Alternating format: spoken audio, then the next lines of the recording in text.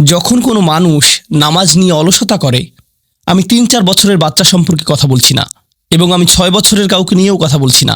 আমি এমন বাচ্চাদের নিয়ে কথা বলছি যারা এখন বুদ্ধিসম্পন্ন, বাবা পুত্র বা কন্যা মিলে একই লেভেলের ভিডিও গেম খেলতে পারে, তারা একই ধরনের টিভি শো দেখতে পারে, তারা এমন একটি লেভেলে পৌঁছে গেছে যে তারা এখন উচ্চ স্তরের বিষয়গুলো হৃদয়ঙ্গম করতে পারে। আপনার যেসব বিষয়ে আগ্রহ আছে তার কিছু কিছুতে তাদেরও আগ্রহ আছে। টিভিতে আপনি যদি কোনো খেলা দেখেন, তারাও আপনার সাথে দেখে। কিছু কিছু বিষয়ে তারা বুদ্ধিগত দিক থেকে আপনার সমপর্যায়ের। অবশ্যই তারা শিশু, তাদের ব্রেইন এখনো পুরোপুরি পূর্ণতা পায়নি, এখনো কম ক্ষমতা সম্পন্ন, কিন্তু কিছু পর্যায়ে তারা ইতিমধ্যে বুদ্ধিমান সত্তা হয়ে গেছে এবং এখন তারা নিজস্ব সিদ্ধান্ত নেওয়ার ক্ষমতা প্রদর্শন করছে। তারা নিজের জন্য চিন্তা করতে পারে এবং বুদ্ধিমান প্রশ্ন করতে পারে। অতএব নবীন কিশোর কিশোরীরা, তোমরা যারা শ্রোতাদের মধ্যে বসে আছো, তোমাদের শিশু হিসেবে সম্বোধন করছি না, আমি তোমাদের কিশোর কিশোরী হিসেবে সম্বোধন করছি। মনে করো তোমাদের বাবা তোমাদের সাথে কথা বলছে, বা তোমাদের মা তোমাদের সাথে এই খুতবায় কথা বলছে। আমি ধরে নিচ্ছি যে আমি আমার নিজের সন্তানদের সাথে কথা বলছি এই খুতবায়। আমি মিম্বারে না, আমি বাসায় বসে আমার বাচ্চার সাথে কথা বলছি। তখন আমি কিভাবে তাদেরকে নামাজ পড়তে বলবো? প্রথম যে বিষয়টা বলে আমি কথা শুরু করতে যাচ্ছি তা হলো, প্রিয় সন্তান, এমন একটি সময় ছিল যখন আমি তোমার কথা জানতাম না, তোমার সাথে আমার কোনো সম্পর্ক ছিল না, তোমার কোনো অস্তিত্ব ছিল না, আমি তোমার ব্যাপারে কোনো পরোয়া করতাম না, তোমার কথা কখনো চিন্তা করতাম না, তুমি আমার নিকট কিছুই ছিলে না। লাম ইয়াকুন শাইআম মাযকুরা। কোরআন বলছে মানুষের জীবনে এমন একটা সময় ছিল যখন কেউ তাকে স্মরণ করত না, একেবারেই না। আমি তোমাকে একটুও ভালোবাসিনি, কারণ তুমি আমার নিকট জিরো ছিলে, কিছুই না। কিন্তু হঠাৎ করে আমার জীবনে তোমার আগমন ঘটল। এমনকি যখন আমি জানতে পারলাম যে তোমার মা তোমার জন্ম দিবে, যখন সে তার পেটের মধ্যে তোমাকে বহন করে চলছিল, এমনকি তোমার মাও ভাবতো কেমন হবে আমার সন্তানটা, কিন্তু আমার কোনো ধারণাই ছিল না, আমার কাছে কোনো তথ্য ছিল না। আমার একটা অংশ এই ভয়ে থাকতো যে তুমি হয়তো আমার মতো হবে, কিন্তু আমার কোনো ধারণাই ছিল না কেমন মানুষ হবে তুমি। এমনকি তুমি যখন একটু একটু করে বড় হচ্ছিলে, তুমি যখন একদম ছোট বাচ্চা ছিলে, আমি আসলে জানতাম না তুমি কে। আমি শুধু জানতাম তোমাকে খাওয়াতে হবে, আর মাঝে মাঝে তোমার থেকে দুর্গন্ধ আসতো। এছাড়া তোমার সম্পর্কে আমি তেমন কিছুই জানতাম না। এখন তুমি যেহেতু বড় হয়ে উঠছো, এখন আমরা পরস্পর কথা বলতে পারি এবং যোগাযোগ করতে পারি। তুমি স্কুলে যাচ্ছ, আমরা একই বাড়িতে বাস করি। আমি শুধু তোমাকে জানাতে চাচ্ছি, আমাদের মধ্যে এই সম্পর্কটি সবসময় বর্তমান ছিল না। আমি তোমাকে আরও জানতে চাই, এই সম্পর্কটি সবসময় বর্তমান থাকবেও না। খুবই অল্প কিছু সময়ের জন্য আমরা দুজন একত্রে থাকব, আর অল্প কিছু দিনের মধ্যেই তুমি পুরোপুরি বড় হয়ে যাবে। তুমি যুবক হওয়ার পথে। এটা খুব দূরের জিনিস না। বস্তুত তোমার বাচ্চাকাল থেকে এখন পর্যন্ত সময়টাকে আমার কাছে 1 মাসের মতো মনে হয়।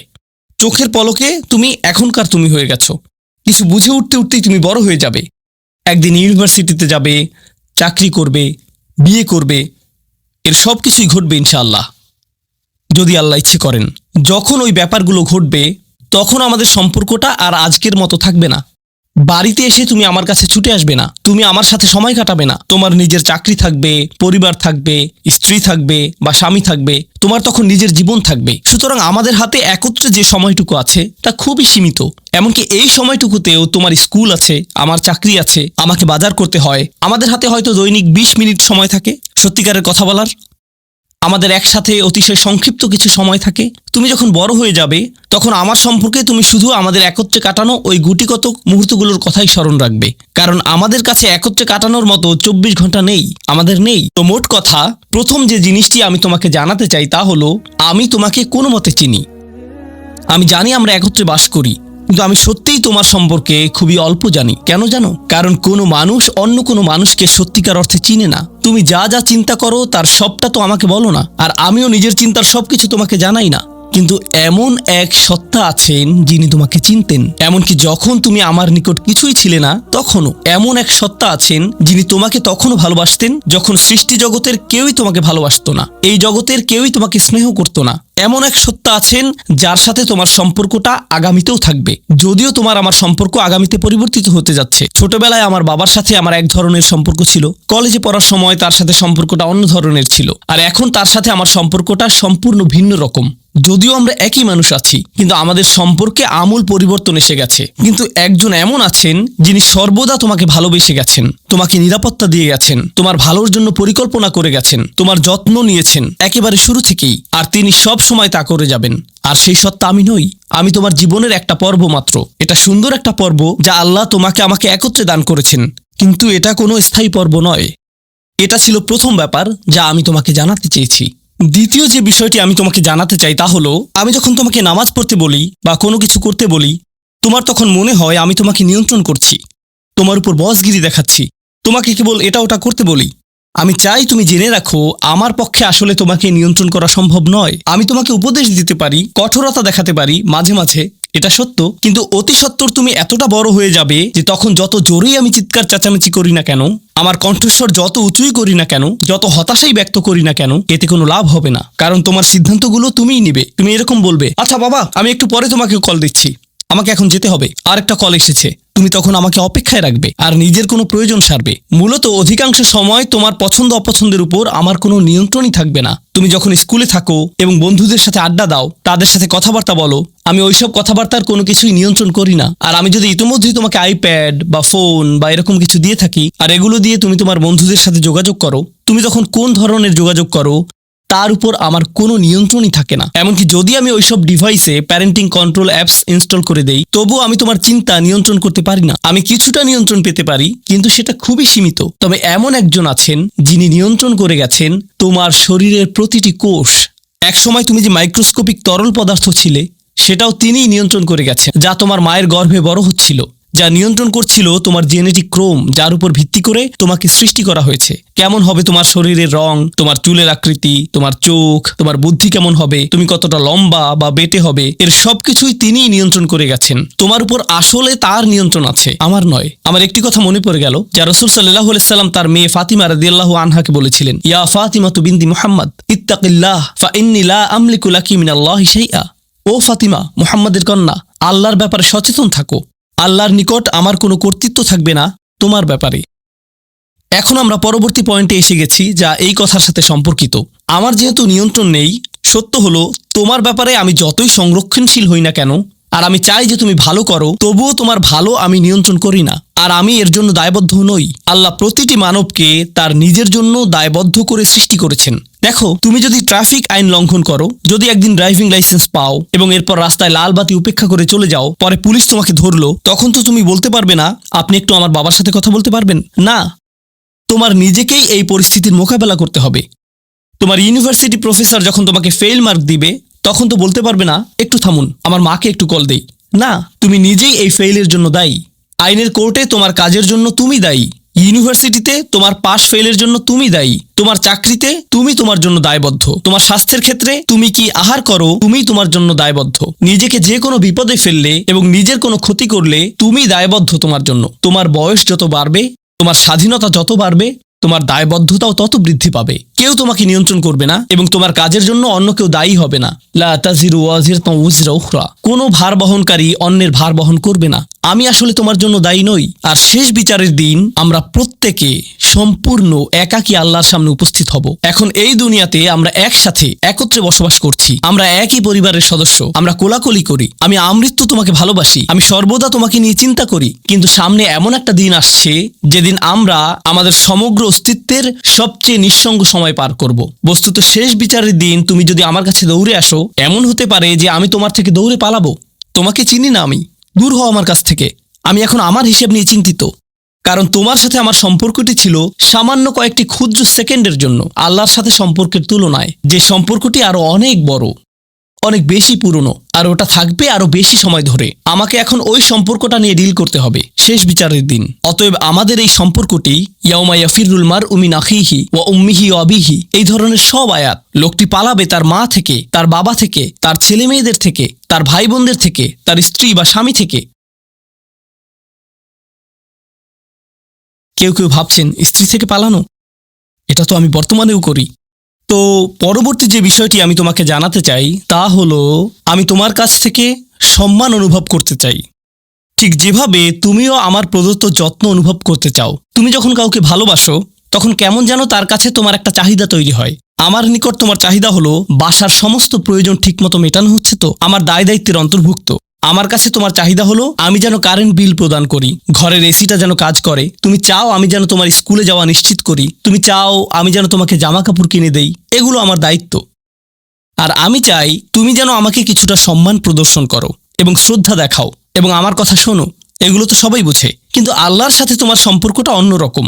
তার কাছ থেকে তোমার অনেক কিছু দরকার, কিন্তু তোমার কাছ থেকে তার কোনো কিছুরই দরকার নেই। তোমাকে তার একটুও প্রয়োজন নেই। আসলেই তার কারোরই দরকার নেই বা কোনো কিছুরই দরকার নেই। চলো তোমার সম্পর্কে কথা বলি। তুমি যখন বলো আমাকে কেন নামাজ পড়তে হবে, আমার নামাজ আল্লাহর কেন এত দরকার, তোমার কোনো কিছুরই আল্লাহর প্রয়োজন নেই।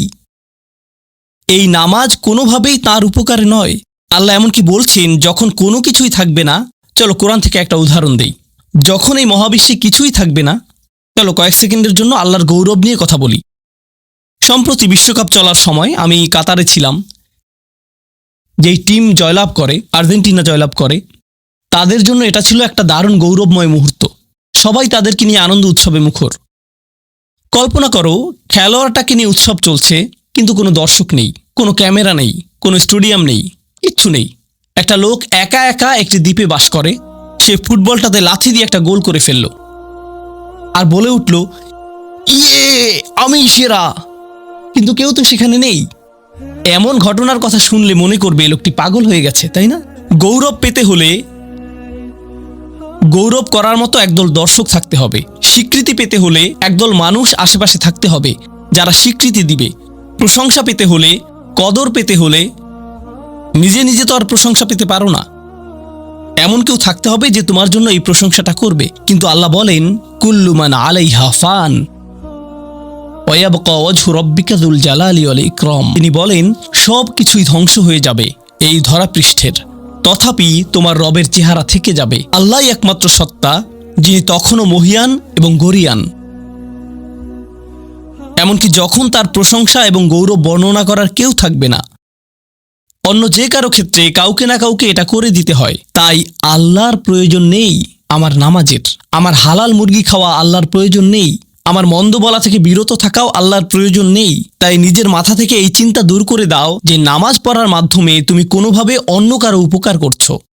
আল্লাহ এমনকি বলছেন, ইয়ামুন্নুনা আলাইকা আন আসলামু, তারা মনে করে তারা ইসলাম গ্রহণ করে তোমাকে ধন্য করেছে। লা তামুন্নু আলাইয়া ইসলামাকুম, আমাকে বলতে এসো না যে তোমার ইসলামের মাধ্যমে তুমি কোনোভাবে আমার উপকার করেছো। বালিল্লাহু ইয়ামুন্নু আলাইকুম, বরং আল্লাহই তোমাদের প্রতি অনুগ্রহ করেছেন। এখন পরবর্তী বিষয়, আচ্ছা কেউ একজন নামাজ পড়ে না কেন? আমি তোমার সম্পর্কে বলছি না, আমার প্রিয় ছেলে বা প্রিয় মেয়ে। শুধু প্রশ্নটি নিয়ে চিন্তা করো যে মানুষ কেন নামাজ পড়ে না। এর অনেকগুলো উত্তর থাকতে পারে, আর এই প্রশ্নের উত্তর আল্লাহর কাছেও আছে। উত্তরটা খুবই ভয়ঙ্কর। এই উত্তরটি আমি খুতবার শুরুতে পড়েছি।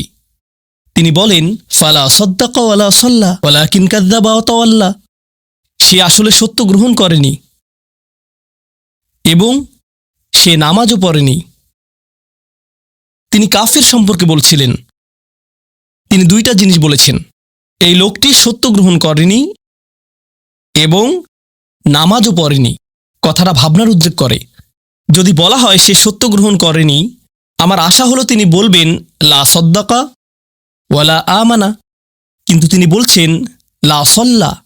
এর মানে হলো আল্লাহর সত্য গ্রহণ করার ব্যাপারে তোমার অন্তরে কিছু একটা মিসিং আছে। না না না, বাচ্চাটা বলে আমি আল্লাহকে বিশ্বাস করি, আমি মুসলিম। হ্যাঁ, তুমি এখানে মুসলিম, তোমার মাথায়। কিন্তু এই সত্য তো শুধু তোমার মাথার জন্য না, এই সত্য তোমার অন্তরের জন্য। তুমি এখনো অনুভব করছো না যে ব্যাপারটা কেমন সিরিয়াস। তুমি এখনো উপলব্ধি করছো না যে এটা কি। মাঝে মাঝে কোনো বিষয় তুমি জানো হয়তো, কিন্তু এই নিয়ে চিন্তা করা থেকে পালিয়ে বেড়াও। এটা সত্য, তুমি জানো বিষয়টা কিন্তু চিন্তা করতে চাও না। আর তাই এটা যেহেতু মিসিং, ঠিক এই কারণে আমি সহজেই নামাজের কথা ভুলে যাই কখনো কখনো, এবং তুমিও ভুলে যাও কখনো কখনো। এমনটা ঘটে কারণ আমাদের অন্তর কিছুটা বিভ্রান্ত হয়ে পড়ে। দিনের এই সত্যতা, আল্লাহকে সেই সত্যটা, সেই অকাট্য সত্যটা আমাদের মস্তিষ্কের পেছনের কোনো একটা সেলফে গিয়ে পড়ে থাকে। আমরা অন্য কিছুতে ব্যস্ত হয়ে পড়ি এবং এই নিয়ে আর চিন্তা করি না। আল্লাহ এটাই বলেছেন। সুতরাং তোমার নামাজ পড়া আল্লাহর প্রয়োজন নেই। এমনকি তুমি যদি নামাজ পড়ো, আমি পড়তে বলছি এই কারণে, তখন কি করো? নামাজের জন্য কিভাবে নিয়ত করো? তখন আমি 4 রাকাত নামাজ পড়বো, দাঁড়ালাম, কারণ আমার আব্বা বারবার পড়তে বলছেন। আল্লাহু আকবার। নবী সাল্লাল্লাহু আলাইহি সাল্লাম আমাদের বলেছেন, নিয়ত সঠিক না হলে কাজের কোনো মূল্য থাকে না। ইন্নামাল আমালু বিন্নিয়াহ, ইন্নামাল আমালু বিন্নিয়াত। এমনকি যদি তুমি কাজটা করেও থাকো কিন্তু তোমার নিয়ত ছিল আমি শুধু তোমাকে বিরক্ত করি, এটাই তোমার নিয়ত, তখন এই নামাজ আমার যেমন কোনো উপকার করবে না, ঠিক তেমনি তোমারও কোনো উপকার করবে না। তোমার সত্যিকারের আন্তরিক নামাজ থেকে একমাত্র যে উপকৃত হবে সে হলো তুমি নিজে। এখন এটাই সেই প্রশ্নের উত্তর যে কেন একজন মানুষ নামাজ পড়ে না। আরও 2টা কথা তোমার সম্পর্কে বলতে চাই।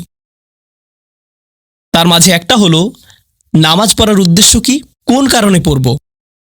কারণ তুমি হয়তো ভাবছো নামাজ পড়ার উদ্দেশ্য হলো তুমি যেন জাহান্নামে না জ্বলো। নামাজ পড়ার উদ্দেশ্য হলো তুমি যদি নামাজ না পড়ো আল্লাহ তোমাকে ঘৃণা করবেন। নামাজ পড়ার উদ্দেশ্য হলো তুমি যদি নামাজ না পড়ো তুমি শাস্তি পাবে, অথবা তুমি আর মুসলিমই থাকবে না, ফেরেশতারা তোমাকে অভিশাপ দিবে। সমস্ত নেতিবাচক বিষয়। আল্লাহ ওই সমস্ত উদ্দেশ্যের কথা উল্লেখ করেননি। নেতিবাচক কিছু থেকে মুক্তি পাওয়া নামাজের মূল উদ্দেশ্য নয়। নামাজের মূল উদ্দেশ্য হলো ইতিবাচক কিছুর দিকে ছুটে চলা। এটাই নামাজের উদ্দেশ্য। এমন 2 ছাত্রের মধ্যে পার্থক্য জানো? একজন লেখাপড়া করে যেন সে ফেল না করে, আর অন্যজন লেখাপড়া করে কারণ সে ওই সাবজেক্টটা পড়তে ভালোবাসে। একজন ছাত্র পড়ালেখা করছে পজিটিভ কিছুর জন্য, আর অন্যজন পড়ালেখা করছে কারণ সে এমন কিছু থেকে বাঁচতে চাচ্ছে যা নেগেটিভ। একজন কর্মচারী তার চাকরিটাকে দারুণ ভালোবাসে, আর অন্য একজন কর্মচারী শুধু চায় সে যেন চাকরিটা না হারায়। তারা একই চাকরি করছে, একেবারে অভিন্ন চাকরি, কিন্তু একজন চাকরিটা করতে পেরে কি যে খুশি, কত যে আনন্দ তার, আর অন্যজন খুবই হতাশ, সবসময় মনমরা ভাব। কেন? কারণ তাদের একজন এটা করছে ক্ষতিকর কিছু থেকে মুক্তি পাওয়ার জন্য, আর অপরজন এটা করছে উপকারী কিছুর দিকে ছুটে চলার জন্য। আল্লাহ কোরআনে যখন আমাকে নামাজ সম্পর্কে বলেছেন যে কেন আমাদের নামাজ পড়া দরকার, তিনি মূসা আলাইহিস সালামকে এই উত্তরটা বলে দিয়েছেন যখন তিনি তার সাথে সাক্ষাৎ করেছিলেন। তিনি বলেছেন, আকিমিস সলাতা লিযিকরি, আর আমাকে স্মরণ করার উদ্দেশ্যে নামাজ কায়েম করো। তোমার নামাজ ঠিক রাখো যেন তুমি তোমার রবকে স্মরণ করতে পারো। আমি তোমাকে ইতিমধ্যে বলেছি যে তোমার আমার সম্পর্কটা খুবই সীমিত, কিন্তু তোমার সাথে আল্লাহর সম্পর্কটা অনেক আগে থেকে শুরু হয়েছিল, আর তার সাথে তোমার এই সম্পর্কটা অনন্তকাল ধরে বলবৎ থাকবে। তাই সেই সম্পর্কটির কথা স্মরণে আনা আবশ্যক, কারণ ভালো যত কিছু তোমার কাছে আসে তা আসে ওই সম্পর্কটা থেকেই। সামান্য কিছু ভালো জিনিস তোমার বাবার কাছ থেকে আসে, কিছু কিছু ভালো জিনিস, কিন্তু সকল ভালো জিনিস যা তোমার কাছে আসে তা আসে একমাত্র ওই সম্পর্কটির কারণে।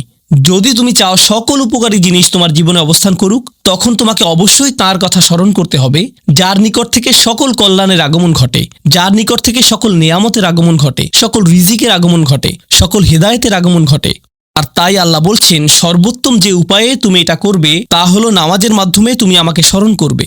এজন্যই তোমার নামাজ পড়া দরকার।